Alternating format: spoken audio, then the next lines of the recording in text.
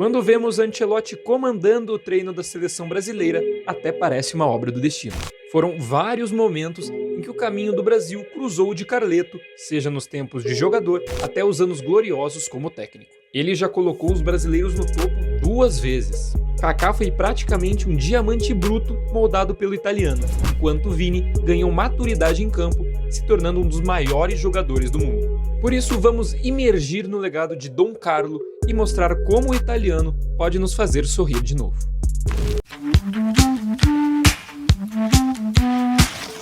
Imagine um renomado pintor italiano, conhecido por obras apreciadas no mundo inteiro. Um artista inquieto, que está insatisfeito mesmo com tamanho sucesso. Ele sente que tem algo faltando, uma poderosa história que ainda não foi contada através de suas telas. É exatamente assim que vemos Carleto. Ao longo de toda a sua trajetória, se encantou com o futebol vencedor, o tão falado joga bonito, que hoje parece pertencer ao passado. Se a vida imita a arte, uma coisa é fato. Com o italiano no comando, a esperança de viver novos tempos de glória foi renovada no povo mais apaixonado. A relação entre Brasil e Carlo Ancelotti começou há muito tempo e teve um impacto marcante em sua vida. Por isso, ver o seu nome como comandante técnico da nossa seleção parece até o destino, uma história que possa já ter sido escrita e que começa de uma forma emblemática.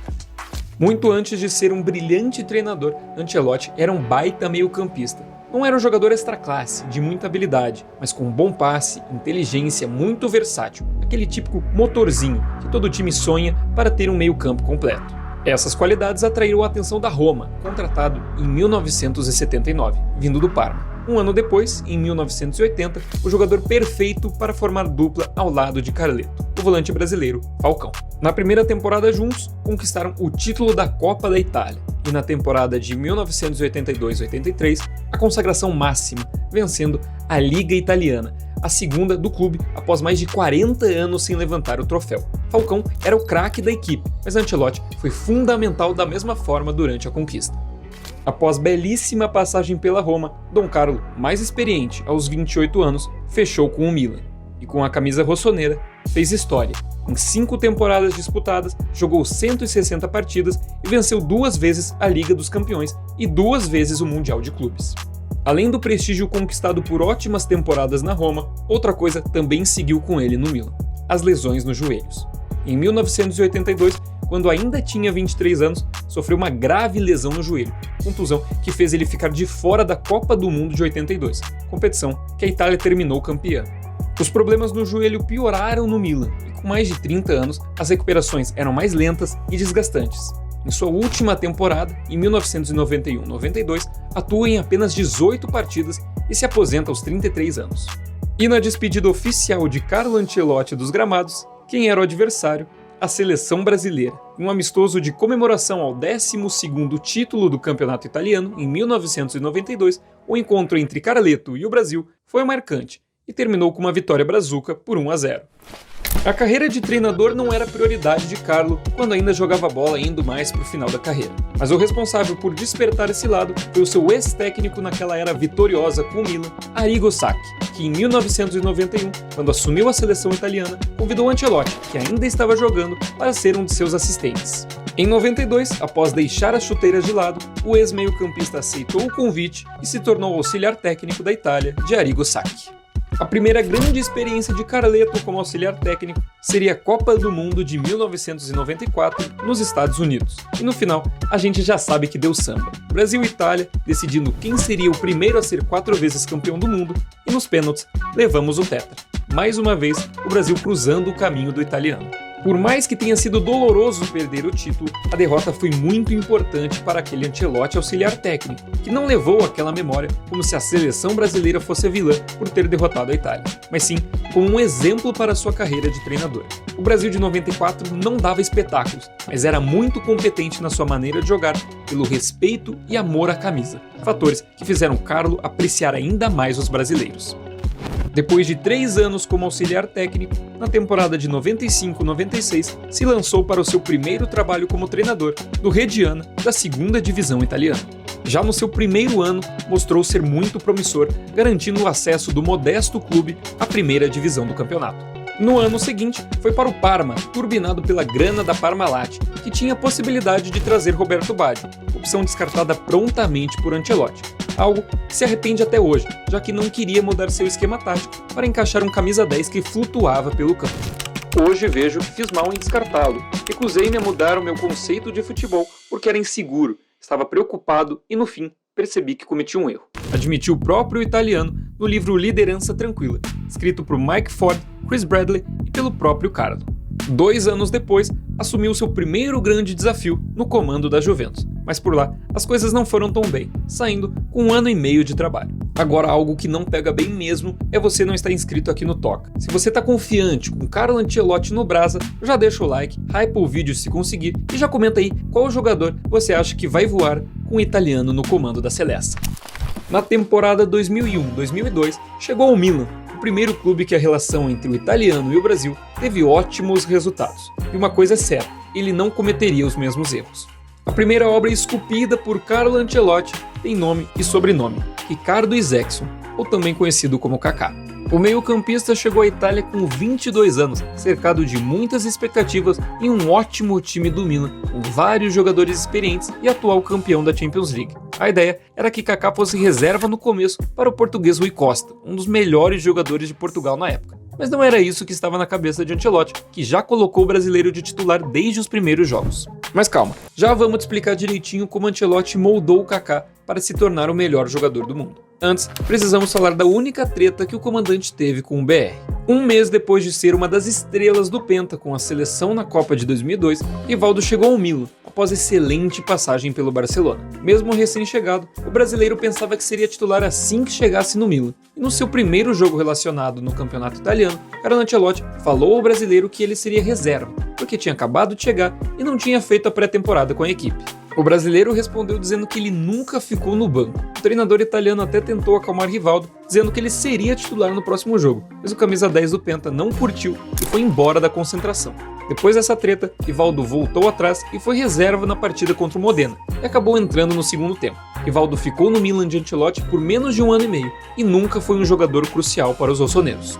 Esse seria o único caso em que Ancelotti teve problemas com um brasileiro. Diferente de Rivaldo, Kaká sempre foi peça-chave no esquema de Ancelotti. Na primeira temporada, 2003-2004, um Kaká com uma versão mais explosiva, quase sempre usando a velocidade e o arranque, terminando a temporada com 14 gols e 6 assistências em 45 jogos. Já na sua segunda temporada, após 1 ano com o treinador italiano, Kaká ainda era um jogador muito rápido, mas também muito melhor em quesitos táticos e de jogo coletivo. Em 51 jogos, 9 gols e 19 assistências, sendo 5 passes direto para gols só nas quartas, semi e final de Liga dos Campeões. A cada ano com Ancelotti, Kaká se tornava ainda mais completo. E os números provam. Temporada 2005-2006, 49 jogos, 19 gols e 11 assistências. Em 2006-2007, 48 partidas, 18 gols e 11 assistências. Desde a sua segunda até a 4ª temporada, a versão do Kaká Prime de Ancelotti sempre manteve uma média de 30 participações em gols por temporada. E com certeza, essa mentalidade ele aprendeu com Ancelotti. Após 4 anos da sua chegada, Kaká foi eleito o melhor jogador do mundo da FIFA e bola de ouro da revista France Football em 2007, desbancando na época os jovens Cristiano Ronaldo e Lionel Messi. Na mesma temporada 2006-2007, o Milan foi campeão da Champions, com Kaká sendo o artilheiro e melhor jogador da competição. A relação Ancelotti e Kaká no Milan durou 6 anos, entre a temporada de 2003-2004 a 2008-2009.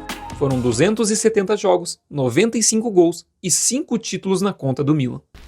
Após chegar pela primeira vez em uma final da Liga dos Campeões, mas perder a decisão para o Manchester United, o Chelsea queria um treinador multicampeão para comandar o clube. Em 2008, o dono do time, Roman Abramovich, fez uma série de entrevistas com vários treinadores, inclusive com Ancelotti, que ainda estava no Milan. Dias depois, o italiano foi informado que não seria o treinador do Chelsea porque ele não falava inglês. O então escolhido para o cargo, passando na frente de Carleto, foi o brasileiro Luiz Felipe Scolari, campeão da Copa de 2002 e que esteve à frente da seleção de Portugal por mais de 5 anos. Felipão não durou muito nos Blues, apenas 7 meses, e para substituir o brasileiro, o Chelsea correu atrás do italiano, mas dessa vez fez ele fazer aquele intensivão de inglês para assumir o comando da equipe em junho de 2009. Logo na primeira temporada, conquistou 3 títulos, o mais importante, o do campeonato inglês. Além das conquistas, o treinador também foi decisivo pedindo as contratações de David Luiz e Ramires no Chelsea para a temporada 2010-2011. Na temporada seguinte, 2011-2012, sem Dom Carlo, os Blues conquistaram a Liga dos Campeões, com David Luiz e Ramires sendo cruciais para a conquista inédita do clube inglês. Depois do Chelsea, Carlo Ancelotti foi o treinador escolhido a dedo para liderar o projeto do novo rico da Europa, o Paris Saint-Germain. Assim que chegou, recebeu passe livre para contratar os jogadores que queria, e assim foi feito, com a chegada de 3 brasileiros, o lateral Maxwell, o volante Thiago Motta, naturalizado italiano, e o zagueiro Alex, que merece uma atenção. Alex esteve junto com Ancelotti no Chelsea, e por mais que fosse o reserva na Inglaterra, tinha confiança do treinador, que não pensou 2 vezes e se tornou uma das primeiras contratações do bilionário PSG. Outro brasileiro que foi treinado por Dom Carlo foi Nenê, ídolo do clube de Paris, e que com o italiano, em 2011-2012, teve a sua temporada mais goleadora da carreira, com 27 gols marcados e sendo um dos artilheiros do campeonato francês. Entre as várias contratações da era Ancelotti no PSG, uma das maiores ao lado de Ibrahimovic é a de Thiago Silva. A trajetória de um dos grandes nomes da história do clube começou justamente com o italiano. E por mais que a relação entre os dois tenha durado só uma temporada, foi suficiente para construir uma história de 8 anos de Thiago Silva no PSG. Foi tipo como se Carlo começasse a obra O Capitão de Paris, que também foi construída por outros treinadores. Em 2013, finalmente Carleto chegou em Madrid, onde seria muito importante para 2 jogadores brasileiros, Marcelo e Casemiro. Na temporada 2012-2013, Marcelo sofreu 2 graves lesões, uma no pé e outra na coxa, que levaram o atleta a ficar vários meses longe dos gramados. Com o italiano mais brazuca no comando, o lateral esquerdo se recuperou das lesões, deu a volta por cima e marcou gol em uma final da Liga dos Campeões. Ancelotti também foi muito importante para Marcelo após o 7-1. Depois do vexame do Brasil na Copa de 2014, Dunga voltou à seleção e não chamou mais o lateral. Em entrevista, Dunga criticou o papel de Marcelo na Copa. Quantas vezes o Marcelo partiu para o ataque na Copa do Mundo? 20 vezes. Quantos gols ele marcou e criou? Nenhum.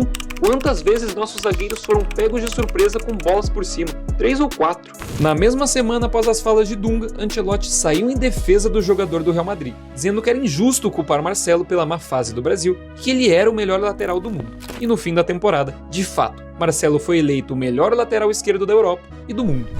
Antes da chegada de Carleto em Madrid, Casemiro tinha acabado de subir à equipe principal do Real, após um período no time juvenil e contratado em definitivo. No começo da temporada 2013-14, o volante brasileiro de 22 anos recebeu poucas chances, mas a situação de Casemiro começou a mudar no fim de 2013, com a lesão do volante titular Khedira.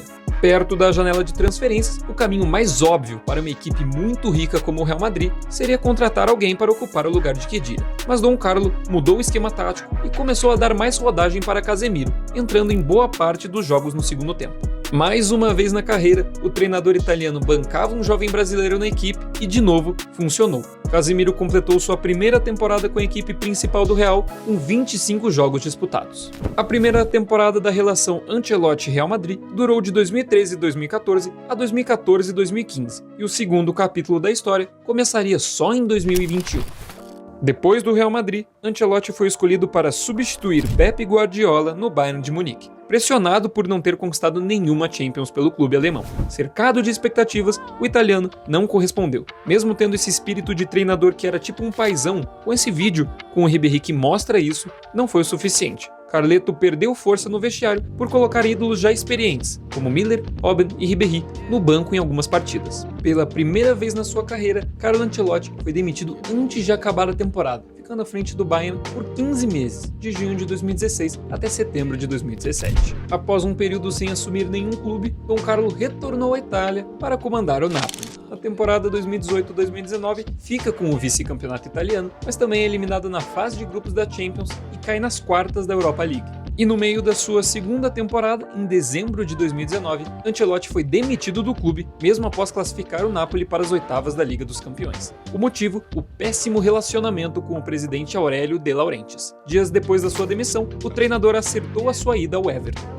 Naquele momento, Carlo Ancelotti parecia já estar ficando um treinador ultrapassado, quase esquecido, escanteado, que ainda assumiria um clube que nem era da elite da Inglaterra, que brigava no meio da tabela. É aí que outro brasileiro tem um peso importante na história de Carleto. O Everton estava na parte de baixo da tabela, 15º colocado e pertinho da zona de rebaixamento, sob o comando do português Marcos Silva, responsável por trazer Richarlison ao Everton. Com a saída do Portuga, o atacante brasileiro tinha tudo para ter uma queda de desempenho, mas isso não aconteceu com Ancelotti. Tanto o Everton quanto o Richarlison cresceram de produção e o clube terminou o campeonato inglês na 12ª posição, com o Pombo sendo o artilheiro da equipe com 15 gols. Para 2020 e 2021, o italiano teve a temporada completa, com o Everton assumindo a liderança do campeonato no início e terminando a Premier League em 10º, mas quase beliscando uma vaga para uma competição europeia. Com Dom Carlo, Richarlison balançou as redes 20 vezes em 59 jogos e ajudou a reacender a chama do italiano, que parecia estar quase apagando quando chegou no Everton. E dá sim para considerar que o atacante foi uma das obras de Ancelotti, o pombo da esperança.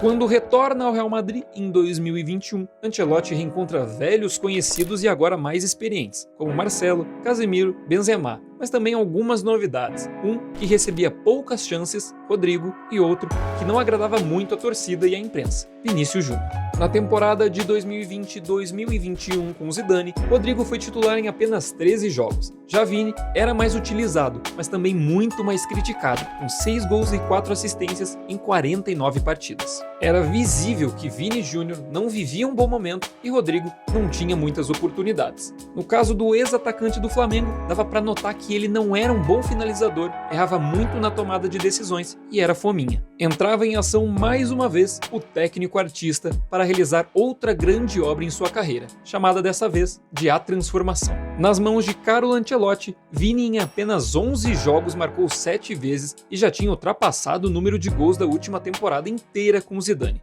O ponta esquerda aspirava confiança no comando de Ancelotti e evoluiu em vários aspectos em menos de 6 meses de trabalho, como finalização, posicionamento e principalmente a tomada de decisão. Antes, Vini parecia afobado com a bola, mas sob o comando de Ancelotti, o brasileiro bailou e colocou os adversários para dançar. Foi notável a união do grupo. Para você ter uma ideia, Benzema e Vini viraram melhores amigos. Esse novo ritmo entre os dois foi o grande fator responsável pelo título do Campeonato Espanhol e da Liga dos Campeões, com direito a gol do Malvadeza na decisão contra o Liverpool. Nesta mesma temporada, Rodrigo começava a aparecer muito mais, mesmo na reserva. O ponta-direita era uma espécie de 12º jogador e foi o personagem principal do jogo mais marcante do Real na temporada, aquela virada inacreditável contra o Manchester City na semifinal da Champions. Rodrigo entrou no segundo tempo, marcou 2 vezes em 2 minutos, levou o jogo para a prorrogação e ainda sofreu o pênalti que resolveu a partida. A cada nova temporada, a dupla brasileira evoluía cada vez mais com Ancelotti. Em 2023-2024, decidiram de novo para o Real Madrid. Sem Benzema, Vini e Rodrigo assumiram o ataque. Jude Bellingham chegou e ajudou muito a dupla a conquistar o Campeonato Espanhol e levantar a 15ª taça da Liga dos Campeões. Rodrigo disputou 51 jogos, marcou 17 gols e distribuiu 8 assistências. Já Vini fez a sua temporada mais artilheira da carreira, com 24 gols marcados e ainda entregou 9 assistências em 39 partidas. É claro que Vini foi assaltado na bola de ouro, com o prêmio indo parar nas mãos de Rode, mas merecidamente foi escolhido pela FIFA como o melhor jogador do mundo. Ancelotti foi responsável não só uma, mas 2 vezes por colocar o Brasil no topo, com 2 dos melhores jogadores do mundo eleitos enquanto era o treinador. É inevitável, a conexão de Dom Carlo com o Brasil é muito forte e ela pode tornar ele ainda maior do que é. Com 5 Champions conquistadas e vencendo o campeonato espanhol, inglês, italiano, francês e alemão, se ele traz o Hexa para o Brasil, seria unânime eleger Carlo Ancelotti como o maior e melhor treinador da história do futebol. Mas é bom ter em mente que ele acabou de assumir a seleção e com a Copa do Mundo de 2026 batendo na porta, o plano é 2030. Pés no chão, deixa o Carleto, agora Carlinhos, trabalhar, porque chegou a hora de sorrir, chegou a era do Ancelotti Samba.